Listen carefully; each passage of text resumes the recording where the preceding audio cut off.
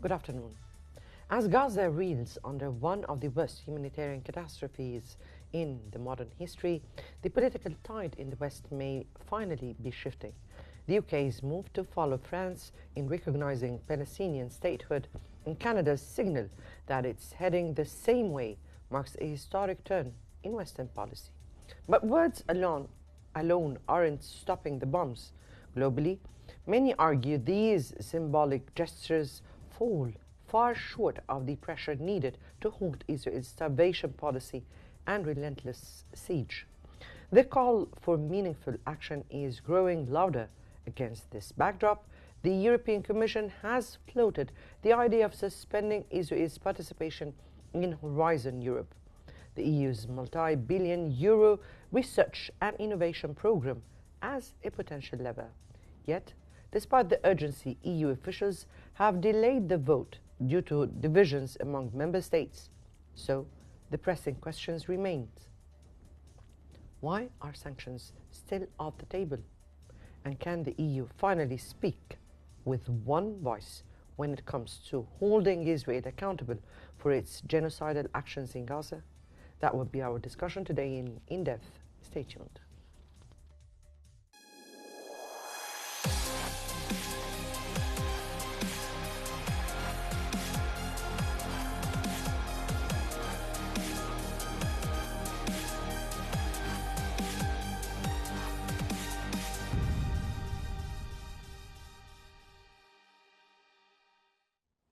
After prolonged hesitation, the European Commission has recommended limiting Israel's access to its flagship research funding program following pressures from EU countries to respond to the humanitarian crisis in Gaza. According to Al-Sharq al-Awsat, this marks the EU's first coordinated practical step against Israel's action in the Strip. However, the vote has been delayed due to division among member states. At least 15 of the EU's 27 countries, representing 65% of the population, must back the move, while Hungary, Austria, Bulgaria and Czech Republic have already opposed it. The news outlet added that internal rifts are hampering the EU's role in addressing the war in Gaza and broader Middle East tensions, while some countries push for stronger measures, like Sweden's call to suspend the EU-Israel trade deal. Slovenia has gone further, announcing a full ban on arms exports to Israel, the first such move by an EU nation.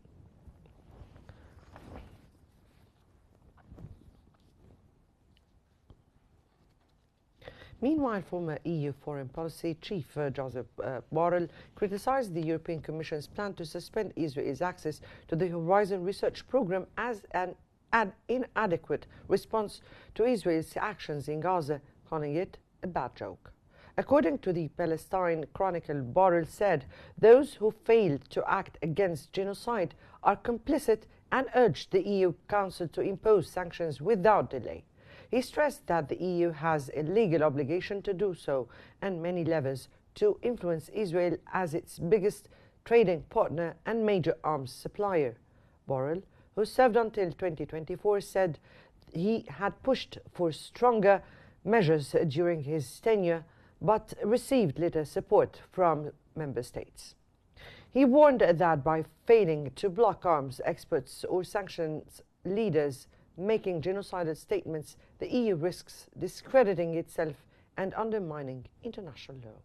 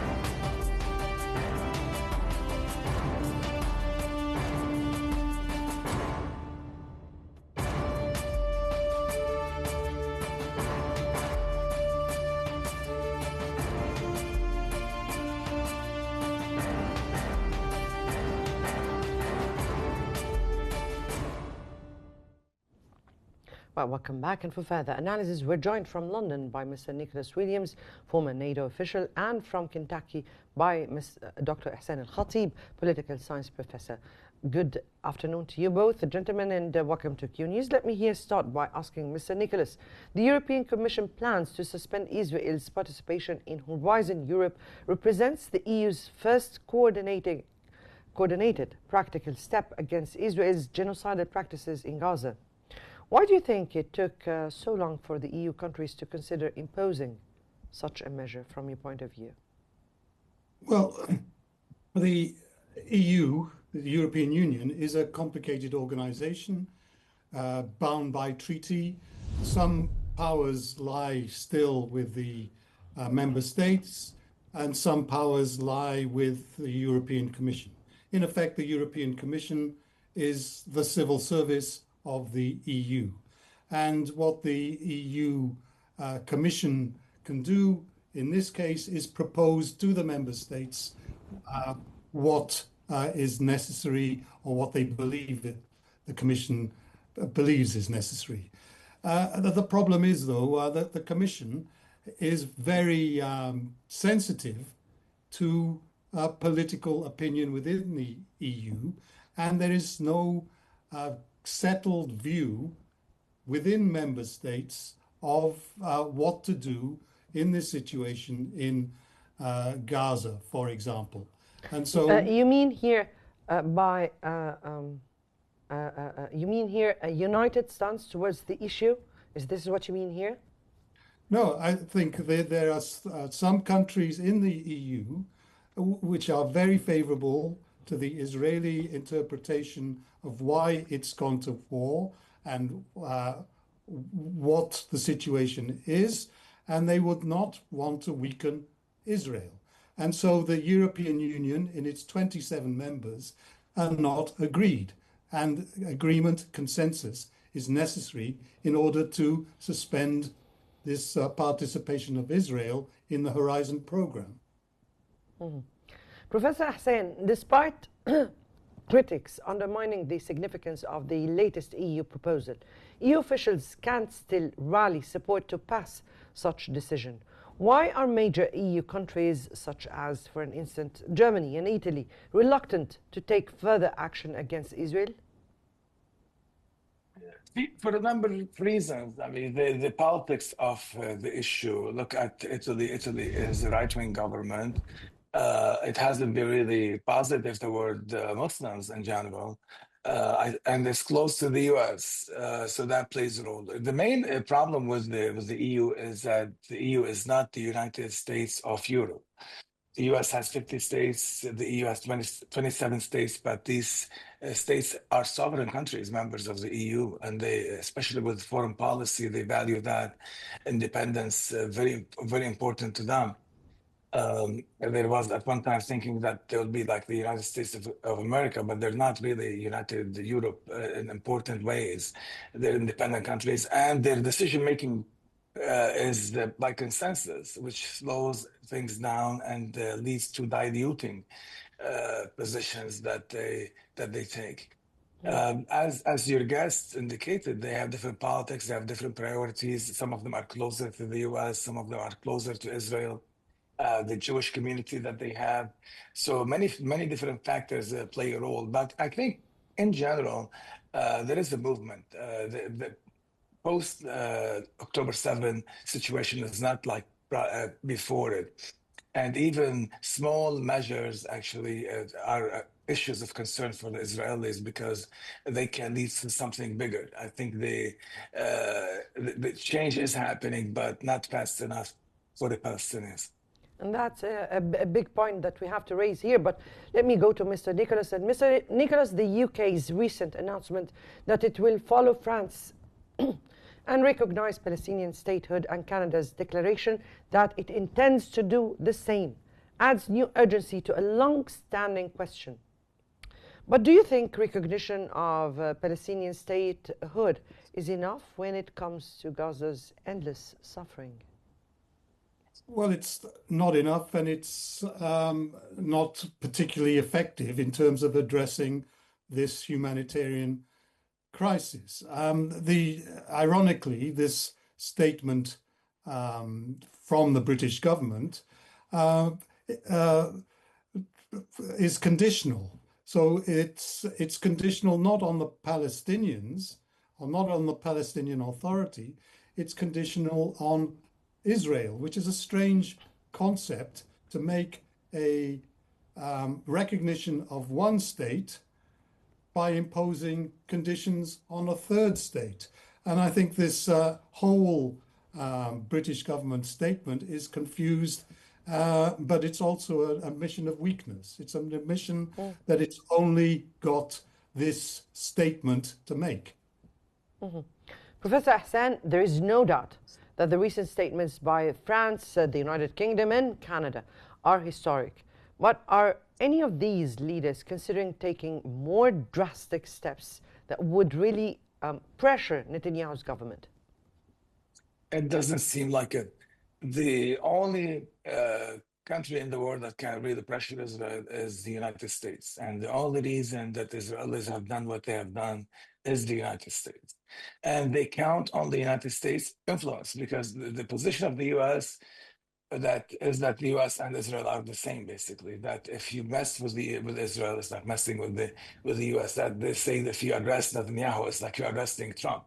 The thinking is if you arrest Netanyahu today, you'll arrest Trump tomorrow, which is a bizarre logic, but that's how the US is approaching issues dealing with Israel. For example, with the International Criminal Court, they're pretending that it's the same, it will apply to the US, and saying that it will declare war basically on economic war, maybe, on a country that holds Israel accountable. And that's the challenge.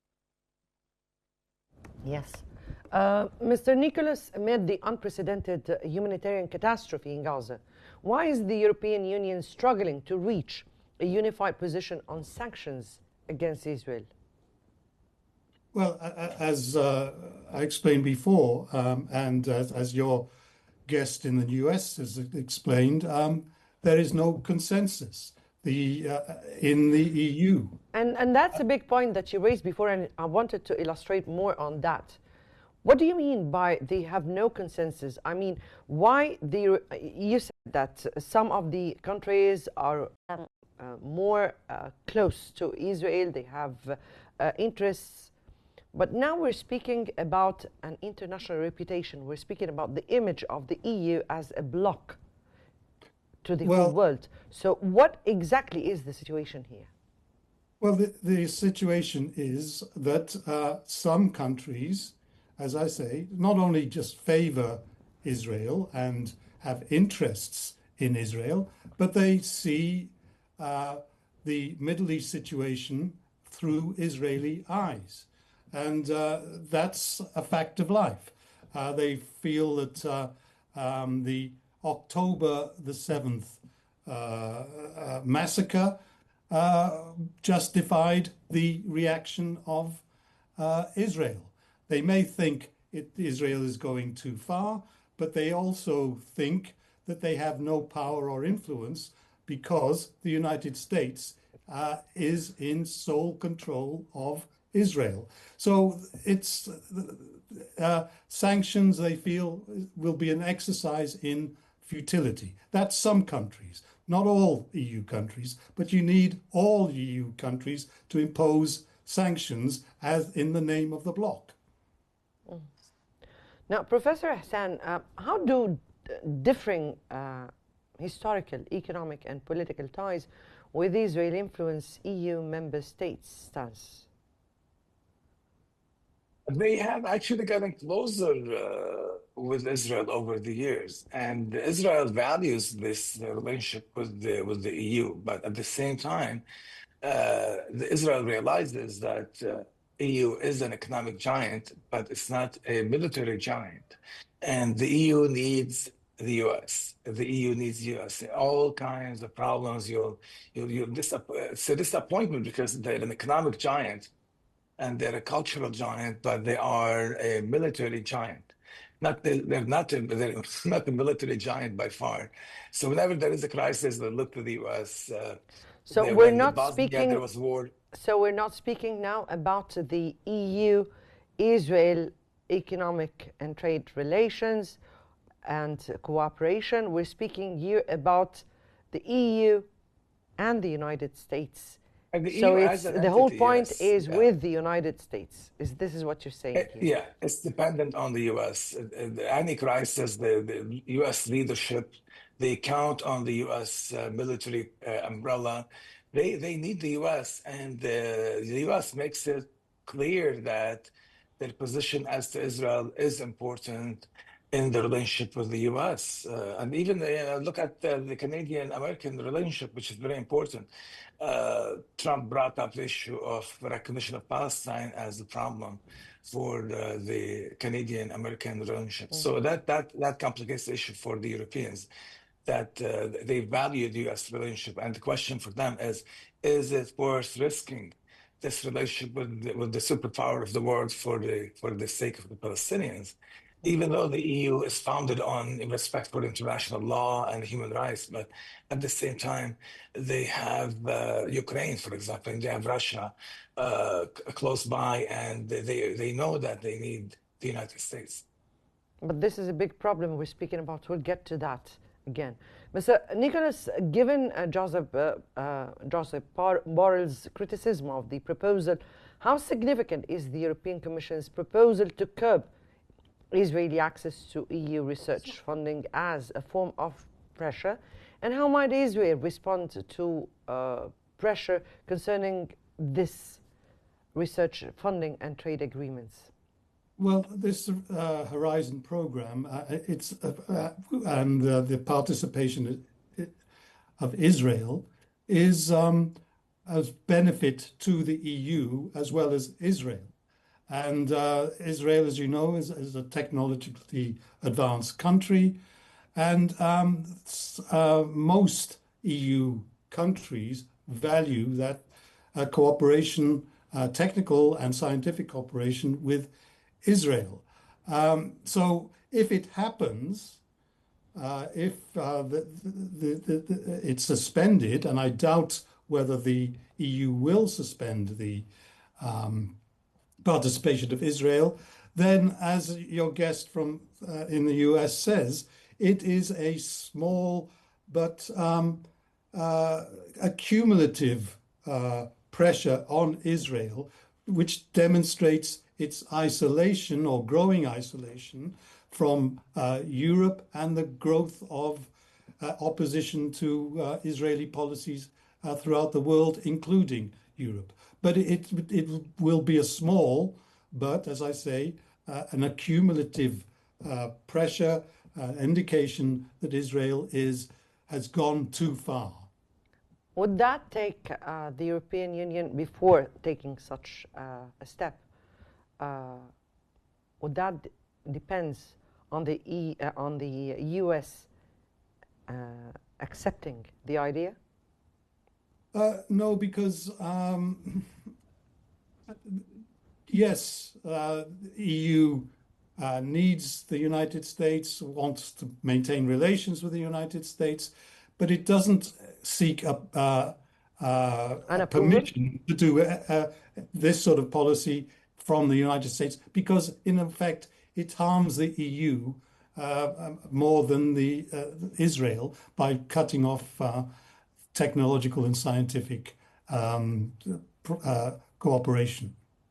In which way?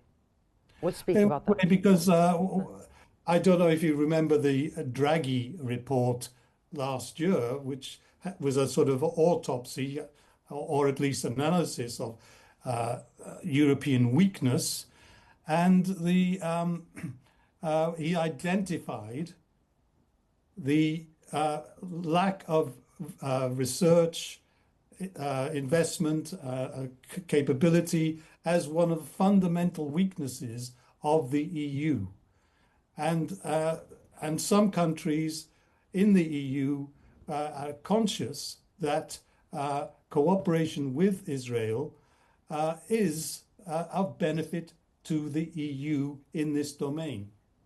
Mm-hmm. Professor Hassan, what does the internal EU rift reveal about the balance between human rights, concerns, definitely, and the geopolitical alliances in EU decision-making? That's the key question, actually. And for any state, you have the issue of commitment to international law, and then you have their own interests. And that's the challenge. Human rights, there is actually something called the responsibility to protect, and they should actually be now intervening on behalf of the Palestinians. But unfortunately, politics gets into it, national interest gets into it, and realism is that the states are looking for their self-interest and for more influence in the world, and not driven by ideals and human rights. It's a fact. Interesting what you're speaking about, sir, because what we're speaking about here is that about countries who have always spoken high of the human rights values and principles that should go ahead of any kind of interests, or those are the countries who have always put that in the forefront of their actions. So now the whole situation has changed. And it's a scandal, actually. Some cynics have always said that, look, there's nothing really called international law and human rights. It's just a tool to intervene, and for big states to intervene in the business of small states. It's used as a weapon. So there is a problem with that country. We'll pull the file for human rights and say, oh, we have a human rights issue and we will push this. And then when this powerful country gets what it wants, then they put that file aside and pretend it doesn't exist. So, for example, look at the Iranian case. Did Biden talk about human rights in Iran when he's trying to get a nuclear deal? Did Trump talk about human rights in Iran? But, there is always the file, the human rights file, and then it will be resurrected as needed. That doesn't mean that the states actually... when needed, indeed. As needed, yes. But it doesn't mean that some people don't believe it. Actually, some people do believe in human rights, but politics and national interests would always trump ideals. Right. Mr. Nicholas, Borrell described the EU's proposed measure as a bad joke. What stronger measures are needed to confront Israel's genocidal policy in Gaza if they are able to take such steps? Well, if they're able to take such steps, then obviously they would impose a total embargo on Israel until it ceases its actions in Gaza and in the West Bank. But as I said, it's impossible to get the EU to agree such an embargo and cutting off relations, because many countries in the EU agree with that Israel has reacted to the terrorist actions of Hamas in a rational way, not a reasonable way, but the attack from Hamas merited an attempt to suppress the source of the attack. Well, you're speaking about an attack that has not been met with proportional acts. We're speaking about the death of nearly now 60,000 people, most of them children and women. We're speaking about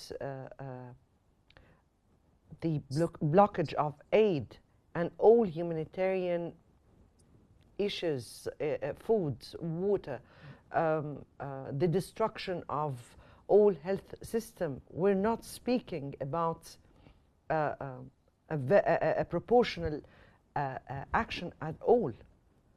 Yes, I'm an observer and an analyst. I'm not justifying the position of those countries. But as I said, this whole area of accusations of genocide, deliberate starvation, is disputed among certain countries. And if this humanitarian crisis, they argue, is such as to cause unprecedented suffering, why does not Hamas make some sort of gesture for peace and withdraw from the territory, and then peace could happen, if that's what the objective is, to eliminate the humanitarian crisis. That's what they argue. Mm-hmm. Professor Hassan, Slovenia has gone further, announcing a full ban on arms exports to Israel, the first such move by an EU nation. Could the lack of a unified EU stance push more member states to act independently, further fragmenting European foreign policy? Yes, I mean, EU foreign policy has always been an issue, has always been a problem, and that's the very nature of the creature called the EU, the fact that they seek consensus, and consensus delays decision-making and then dilutes the decision they reach. So that's the nature of things. It's like the United Nations in a way, with the Security Council. That's a institutional structure problem. I agree with you that the response, whatever response we see, is not on the same level of the crisis. I mean, it's a disaster, and then you have a response from the world, all countries in the West, that's very limited, very, very shy. I mean, Canadians want to recognize Palestine. There is a genocide. There is a genocide. The International Criminal Court issued an arrest warrant for Israeli. But here, Mr. Nicholas said, that the issue is a two-side issue, which is at one side. Yeah. I mean, that's really the rationalization. I mean, it's an obvious disaster. I mean, it's obvious there is a genocide. People are starving. You have images of people that look like images of the Holocaust survivors. And Israel has manufactured a disaster whose solution is the most simple solution on the planet. You have a country that's willing to cooperate and is cooperating, Egypt. You have massive amount of aid waiting at the border. And then you have the Israelis at gunpoint preventing food from entering and shooting people seeking food. I mean, this is not a complicated issue. We're all on the one side and the other side. Doesn't matter what Hamas did or didn't do. I used to work for a nonprofit organization, humanitarian. The food goes to these people in need, non-combatants. It's not even about civilians, it's about non-combatants. What's happening is a scandal. I mean, it really undermines faith in humanity of these politicians. I mean, humanity, I think, is doing a good job because all this food is being sent by people. And people care, but these leaders have failed. They've been lecturing, Western leaders have been lecturing less developed countries for all these decades, and all of a sudden... You mean here that the issue of ceasefire should take a path, but parallel to that path, the mass starvation should stop? This is what you mean here. Yeah, I agree with you, guys. I mean, it's not his vision, obviously, but I mean, there is no easier case on the planet. I mean, the World Court said they're occupying the West Bank and Gaza. It's an illegal occupation, and they should end it and should actually pay the Palestinians if you go by international law. And then you have International Criminal Justice, ICC, the International Criminal Court, that's established by the Western countries, saying these people are criminals committing a genocide and issuing arrest warrants for them. And the food is plenty rotting at the border, and the Israelis won't let it in. So it doesn't really matter what Hamas did or did not. I mean, Hamas, they are Palestinians. Whether you like them or not, they are part of that society, just like the Likud, and that's just like Smotrich, I mean, who are horrible human beings, are just part of Israel, part of the political process. Let me take really a failure. Right. Let me take briefly a word from Mr. Nicholas here, because we're out of time. Please, if you have any response or comment. Well, I agree that the situation is scandalous and should be stopped, but it's not an issue of simple humanitarianism. It's a strategic issue which many countries have an interest in, and therefore the concerns, the starvation, the suffering of ordinary people takes a back row, takes a back place to the strategic interest at hand. If it was just a humanitarian issue, it would have been solved. But it's not because of the And strategic issues involved. don't you think, Mr. Nicholas, that this in itself is a scandal? Of course, it's a scandal. That strategic interests go before humanitarian issues? Yes, of course it's a scandal. Of course it's a scandal. Right. But that's the world in which we live. We can't separate the humanitarian from the politics. Very clear, Mr. Nicholas. That was Dr. Ihsan Al-Khatib, political science professor, and Mr. Nicholas Williams, former NATO official. We thank you both, gentlemen, for your insights here. And I guess that concludes today's episode of In Depth. Many thanks for joining us, and stay tuned for more coming up on Qnews.